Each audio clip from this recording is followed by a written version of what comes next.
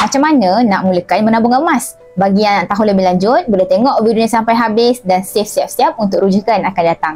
Tuan-puan boleh pergi ke profil saya, Syahidah Pujaman, kemudian klik link di bio. Akan muncul paparan website saya di sini. Tuan-puan boleh buat sedikit pembacaan untuk fahami lebih lanjut tentang simpanan emas dan juga public gold.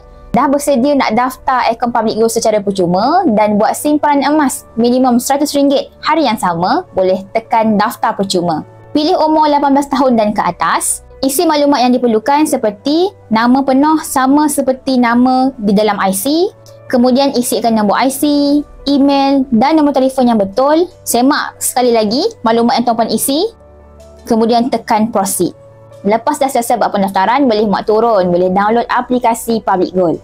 Untuk pengesahan akaun Public Gold, tuan-puan boleh tekan login. Kemudian masukkan nombor IC tanpa tanda palang di bahagian username dan juga password. Tekan request TSC, kemudian masukkan nombor TSC yang tuan-puan terima. Lepas dah berjaya masuk aplikasi Public Gold, boleh terus buat simpanan emas yang pertama dengan cara tekan top up, kemudian masukkan RM100, tekan kotak I agree, tekan place order, tekan OK dan boleh buat bayaran seperti biasa. Lepas dah berjaya buat pembayaran, emas tuan-puan terus masuk dalam akaun. Bagi tuan-puan yang rasa rumit, nak saya bantu tunjukkan caranya satu persatu, boleh saja klik link yang sama di bio, kemudian tekan saja butang hijau di sini untuk terus berhubung dengan saya.